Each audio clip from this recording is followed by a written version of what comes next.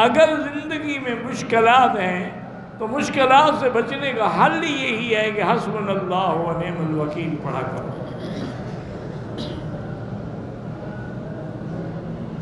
اگر گھٹنوں میں تکلیف ہے، زمین پہ سجدہ نہیں کر سکتا، کوئی بات اشارے سے کرے۔ اگر زمین پلاٹ ہم لیتے ہیں، بیچتے ہیں، لے کے دیتے ہیں، پھر کمیشن لینا جائز، بالکل جائز ہے۔ ہم تو ابھی تک طالب بھی نہیں بنے تو مجتہد کہاں سے بن گئے؟ عجیب آدمی ہیں، مجتہد بڑی شان ہوتی ہے۔ وہ ایک اہل حدیث بھائی آئے،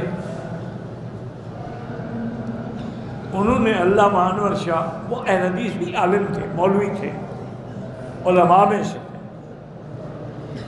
تو علامہ انور شاہ کاشمیری کو ملنے کے لیے آئے۔ تو جب ملے تو کہا کہ شاہ جی، آپ کے علم کا، فضل کا، حافظے کا، دیانت کا، امانت کا میں بھی انتہا معتقد ہوں، لیکن کیا آپ جیسے آدمی کو بھی تقلید کی ضرورت ہے؟ انہوں نے کہا اسی سے سوچ لو کہ میرا بھی تقلید کے بغیر گزارا نہیں ہوگا، پھر تیرا کیا ہوگا؟ چپ۔ اتنے بڑے آدمی کبھی مجتہد کا دعویٰ نہیں کیا تو عام مولوی کہاں سے مجتہد بن گئے؟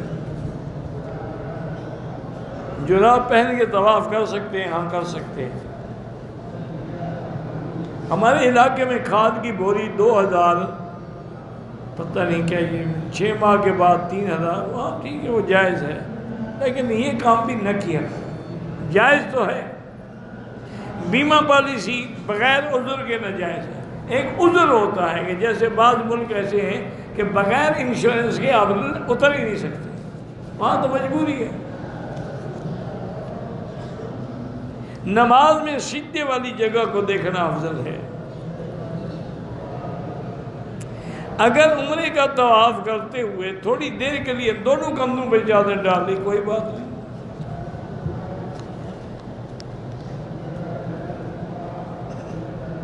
کسی کا حیض مکے میں آگے بند ہوا، پاکی کا غسل بھی یہی کیا، بالکل قصر نماز پڑھے گی۔ مسجد کے باہر جو صفیں ہیں، اگر اگلی صف نظر آئے تو نماز ٹھیک ہو جاتی ہے، باقی اتصال تو نہیں ہے۔ اتصال تو یہ ہے کہ آپ مطاف میں جا کے نماز پڑھیں، تب اتصال ہوگا، ورنہ تو ہم یہاں جو پڑھ رہے ہیں یہ بھی اتصال نہیں ہے، ہم اوپر بیٹھے ہیں اور صفیں نیچے ہیں۔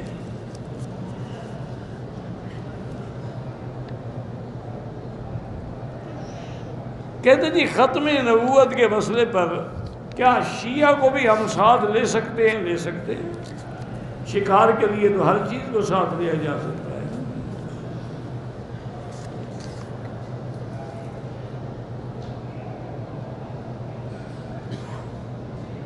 ہمارا ترکی میں 11 گھنٹے کا سٹاپ ہے، ہم ایوب انصاری کی قبر پہ جا سکتے ہیں، بہرحال اگر موقع مل سکتا ہے، ورنہ قبر پہ جانا منع ہے۔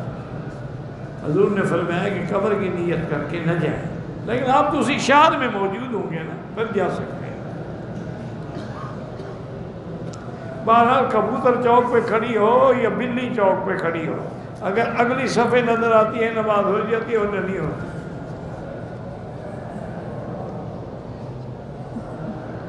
ایک شخص کلرک ملازم ہے، ٹھیکیدار سے مٹھائی کے پیسے لیتے، مٹھائی کیا ہے؟ سیدھی رشوت ہے، جہنم کی آگ ہے، مٹھائی نہیں ہے یہ۔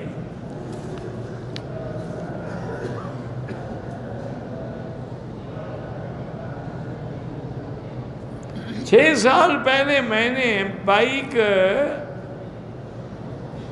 ویل چیئر پہ سائی کی تھی، کوئی حاضر نہیں، ٹھیک ہو گیا۔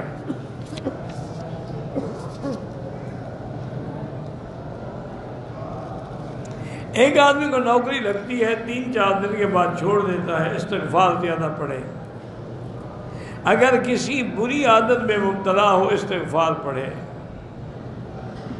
اگر روزے کی حالت میں عورت کو حیض آ جائے، وہ روزہ ختم ہو گیا، لیکن شکل روزے والی رکھے، اس کا قضا کرنی ہوگی۔ گھر میں کوئی بڑی پریشانی ہو جاتی ہے، یہی سارے گھر والے حسبنا اللہ و نعم الوکیل۔ دیکھو نا، اس سے بڑی پریشانی کیا ہوگی کہ میدان احد میں قرآن پاک نے خود وہ منظر بیان کیا ہے کہ ایسا حالات ہو گئے کہ ان کے پاؤں ہل گئے، زلزلوا حتی یقول الرسول متی نصر اللہ الا ان نصر اللہ قریب۔ تو اس وقت بھی پھر صحابہ نے کیا پڑھا؟ حسبنا اللہ ونعم الوکیل۔ پھر قرآن کہتے ہیں جب انہوں نے پڑھا تو فانقلبوا بنعمت من اللہ وفضل لم یمسسہم سوء، اللہ نے ان کو نعمتوں سے بھی نوازا اور پھر اس کے بعد کوئی تکلیف نہیں ہوئی۔ تو یہ تو ایک بہت بڑی نعمت ہے اگر تمہیں قدر آئے۔ بعض اللہ والوں نے کتاب لکھی ہے القول الجمیل فی فضل حسبنا اللہ ونعم الوکیل، کہ اس کے پڑھنے کے کیا کیا فائدے ہیں۔ لیکن شرط یہی ہے میرے بھائی کہ جب پڑھو نا تو تنہائی میں اکیلے بیٹھ کے پورے یقین اور پورے اللہ پہ ذات کی طرف تصور کر کے پڑھیں، انشاءاللہ پھر دیکھیں مصیبتیں اڑ جائیں گی۔